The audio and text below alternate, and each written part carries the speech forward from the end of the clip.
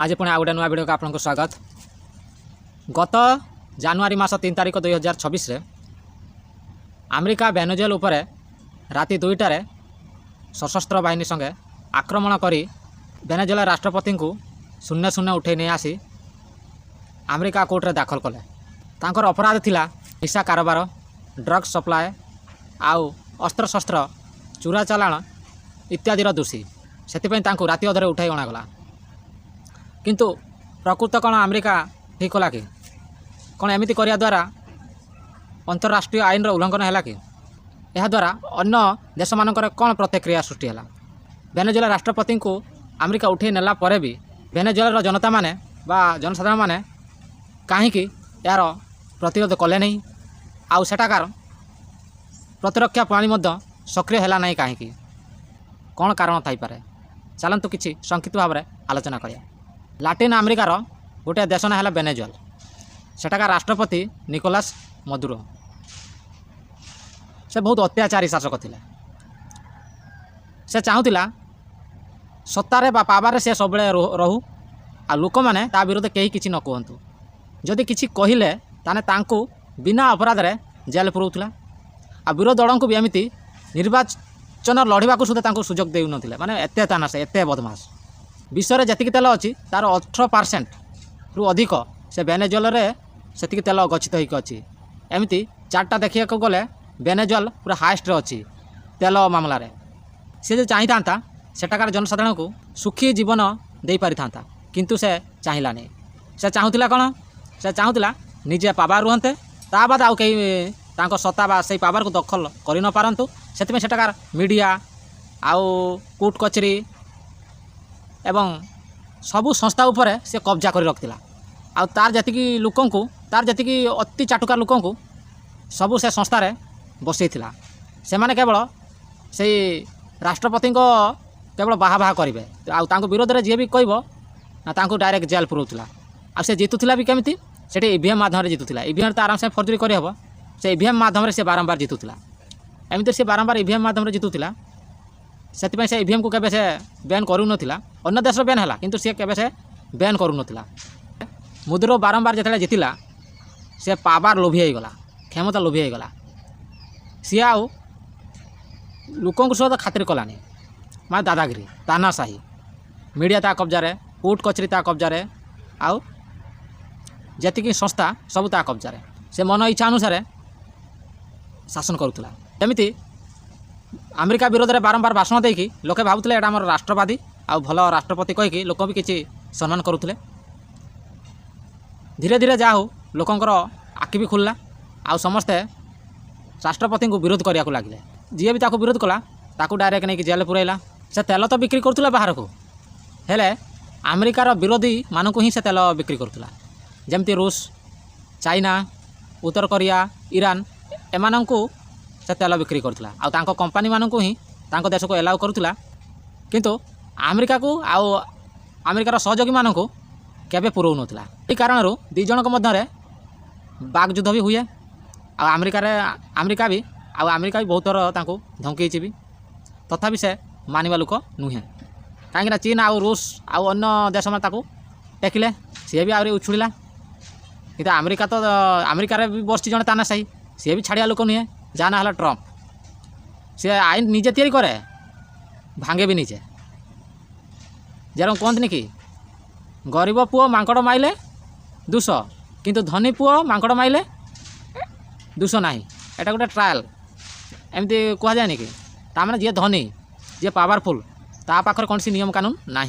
जी गरीब दरिद्र से ही नियम लागू हुए। आम देश भी सेमती होनी कि नेता मंत्री जिते अपराध करूँ, घोटाला करूँ, टाउटरी करूँ, आउ कोटी कोटी टंका खाई जातु, जहाँ करूँ आईन ये सामान नुहे।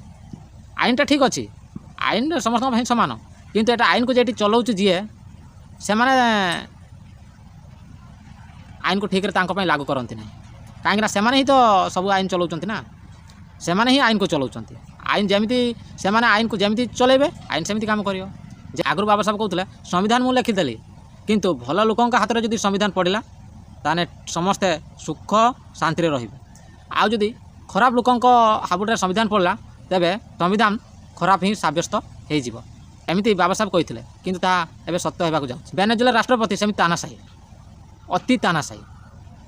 ତେଲ କଥାକୁ ନେଇକି ଆମେରିକା ଆଉ ଭେନେଜୁଏଲା ମଧ୍ୟରେ ସଂଘର୍ଷ ଜାତ ହେଲା। ଆଗରୁ ଶୀତଳ ଯୁଦ୍ଧ ଭଳିଆ ଚାଲିଥିଲା। ଆମେରିକା ବି ତାଙ୍କୁ ବାରମ୍ବାର ଧମକାଏ, ଇଏ ବି ଛାଡ଼ିବା ଲୋକ ନୁହେଁ, ଇଏ ବି ତାନାଶାହୀ ନା। ରୁଷ ଚୀନ ତାଙ୍କୁ ଟେକୁଥିଲା ଯେହେତୁ ସିଏ ବି ଉଛୁଳୁଥିଲା ଯେ, ସେଥିପାଇଁ ସିଏ ବି ଛାଡ଼ିବା ଲୋକ ନୁହେଁ। ଭେନେଜୁଏଲା ରାଷ୍ଟ୍ରପତି ନିକୋଲାସ ମାଡୁରୋ ସିଏ ବି ଉଛୁଳୁଥିଲା। ତେଣୁକରି ଆମେରିକା ତାକୁ ଟାର୍ଗେଟ୍ କଲା। ତା କେତେ ପୂର୍ବରୁ ତାନେ ଆମେରିକା ତାକୁ ଟାର୍ଗେଟ୍ କରିଛି। ଆଉ ଆମେରିକାର ସୈନ୍ୟ ସାମନ୍ତ ଏଇ କାମରେ ଲାଗିଥିଲେ। ଭେନେଜୁଏଲାର ଟୋଟାଲ୍ ନକ୍ସା ଆଉ ସବୁ ସୈନ୍ୟ ଆଡ଼ା ଏମିତିକି ହରେକ ପ୍ରକାର ସୂଚନା ଆମେରିକା ଏକଠା କଲା। ଏକଠା କରିକି ଆମେରିକାର ଡେଲ୍ଟା ଫୋର୍ସ এই ମିଶନରେ ଭାଗ ନେଲା। ଶନିବାର ଦିନ 3 ତାରିଖ 2026 ରାତି 2ଟା ପାଖାପାଖି ଟାଇମ୍ରେ ଆମେରିକା ଯୁଦ୍ଧ ଜାହାଜ, ହେଲିକପ୍ଟର ଏମିତିକି ସମସ୍ତ ପ୍ରକାର ଇଲେକ୍ଟ୍ରିକ୍ ଜାମ୍ ଯନ୍ତ୍ର ସବୁ ଆଣିକି ଭେନେଜୁଏଲାର ସବୁ ଇଲେକ୍ଟ୍ରୋନିକ୍ ସିଷ୍ଟମ୍କୁ ସେ ଜାମ୍ କରିଦେଲା। ଆଉ ଭେନେଜୁଏଲା ଯେତିକି ଡିଫେନ୍ସ ସିଷ୍ଟମ୍ ଯେଠି ରହିଛି ସେ ସବୁକୁ କ୍ଷେପଣାସ୍ତ୍ର ମାଧ୍ୟମରେ ଆମେରିକା ଉଡ଼େଇ ଚାଲିଲା। ଉଡ଼େଇଲା ପରେ ବି ଭେନେଜୁଏଲାର ପ୍ରତିରକ୍ଷା ସିଷ୍ଟମ୍ ତ ଆକ୍ଟିଭ୍ ହେବା କଥା, କିନ୍ତୁ ଆକ୍ଟିଭ୍ ହେଲା ନାହିଁ। କାହିଁକି ନା ଲୋକ ଚାହୁଁଥିଲେ ଲୋକଟା ମରୁ। ନିକୋଲାସ ମାଡୁରୋ ସେଠାକାର ଜନସାଧାରଣମାନଙ୍କ ଉପରେ ଯେତିକି ଅତ୍ୟାଚାର କରିଛି, ଆଉ ଲୋକ କ'ଣ ବାହାରିବେ ତା ସପକ୍ଷରେ? ମୁଟେ କେହି ବାହାରିଲେନି, ସେଠାର ସୈନ୍ୟ ସାମନ୍ତ ସୁଦ୍ଧା ବାହାରିଲେ ନାହିଁ। କିନ୍ତୁ ମୁଁ ଭାବୁଛି ଆମେରିକା ଆଉ ସେଠାକାର ବିରୋଧ ଦଳର ନେତା ଯିଏ ଅଛି ସେମାନଙ୍କ ମଧ୍ୟରେ କିଛି ଭିତରେ ଡିଲ୍ ହେଇଥିବ, ଯାହାଦ୍ୱାରା କି ଆମେରିକା ଏତେ ବଡ଼ ଆକ୍ରମଣ କରିବାକୁ ସାହସ କଲା। ଆମେରିକା ପାଖରେ ପ୍ରତିରକ୍ଷା କ୍ଷେତ୍ରରେ ଅତି ଉଚ୍ଚମାନର ଅସ୍ତ୍ରଶସ୍ତ୍ର ରହିଛି, ଆଉ ଜ୍ଞାନ କୌଶଳ ମଧ୍ୟ ଅତି ଆଧୁନିକ, ଅର୍ଥାତ୍ ବିଜ୍ଞାନର ପ୍ରୟୋଗ। ଯାହା ପାଖରେ ବିଜ୍ଞାନର ପ୍ରୟୋଗ ଅତି ଉଚ୍ଚକୋଟୀର ସେ ହିଁ ସବୁଠୁ ଶକ୍ତିଶାଳୀ। ଶିକ୍ଷା ଯେଉଁଠି ନାହିଁ ସେଠି କିଛି ନାହିଁ। ଆମେରିକା ପାଖରେ ହେଲା ଶିକ୍ଷା ଆଉ ପ୍ରାକ୍ଟିକାଲ ଅତି ଉନ୍ନତମାନର।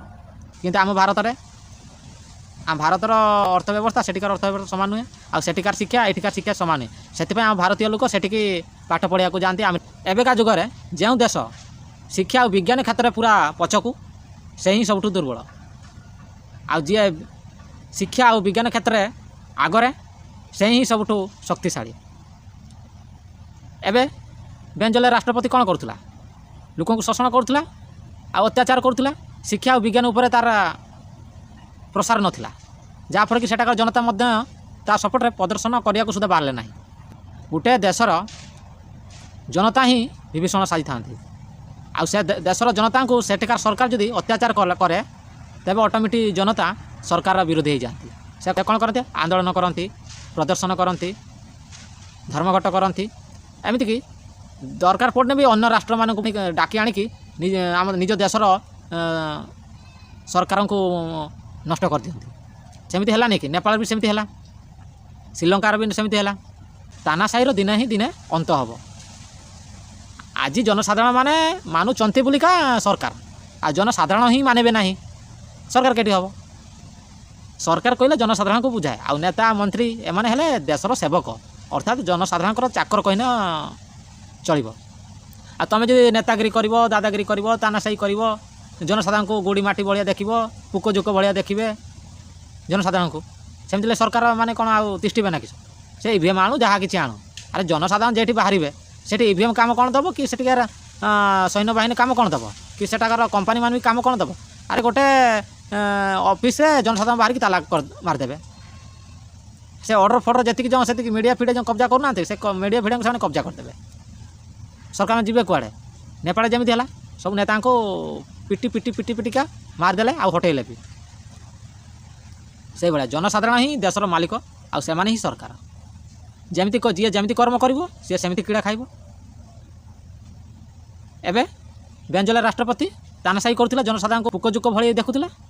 ଏବେ ଆଉ ଗୋଟେ ତାନାଶାହୀ ତା ଉପରେ ଆକ୍ରମଣ କରିକି ତାକୁ ବନ୍ଦୀ କରିକି ନେଇଗଲା। ଏବେ ଆମେରିକାରେ ସେ କିଡ଼ା ନେବ, ବାମ୍ଫ ନେବ। ଯଦି ସିଏ ଜନସାଧାରଣଙ୍କ ଉପରେ ଅତ୍ୟାଚାର ନ କରିକି ସେବା କରିଥାନ୍ତା, ଅଟୋମେଟିକ୍ ଶିକ୍ଷା ଓ ବିଜ୍ଞାନ କ୍ଷେତ୍ରରେ ଆଗକୁ ବଢ଼ିଥାନ୍ତା, ଉତ୍ତର କୋରିଆ ରାଷ୍ଟ୍ର ଭଳିଆ ଉନ୍ନତ ହୋଇଥାନ୍ତା। କିନ୍ତୁ ଉତ୍ତର କୋରିଆ ରାଷ୍ଟ୍ରପତି ଜଣେ ତାନାଶାହୀ, ତଥାପି ସେ ଛୋଟ ପିଲାଙ୍କ ବସ୍ତାନି ସେ ଚେକ୍ କରେ ସାଧାରଣତଃ ମାନେ ଛୋଟ ପିଲାଙ୍କ ବସ୍ତାନି ସେ ଚେକ୍ କରେ କାହିଁକି ପିଲାମାନଙ୍କର ଯେତିକି ବହି ସେତିକି ସେ ବହୁଛି କି ନାହିଁ ଅଧିକା ଯଦି ଓଜନ ହେବ ତାହେଲେ ସେଠାକାର ଶିକ୍ଷା ବିଭାଗ ସେ କମ୍ ଇଏ କରିଦେବ ତା'ର ସଂଶୋଧନ କରିବ ଆଉ ସେଠାକାର ଚାଷୀମାନଙ୍କର ଅବସ୍ଥା ସେ ନିଜେ ବୁଲିକି ଦେଖେ ଫାଙ୍କାରେ ତାଙ୍କୁ ଡର ନଥାଏ ସେଠି ଏ ଅତ୍ୟାଚାରୀ ଶାସକ ସେ ଅଟୋମେଟିକ୍ ସେ ଡରେ କାହିଁକିନା ତା'ର ହଜାରେ ବିରୋଧୀ ବାହାରିବେ ଆଜି ଅତ୍ୟାଚାରୀ ନୁହେଁ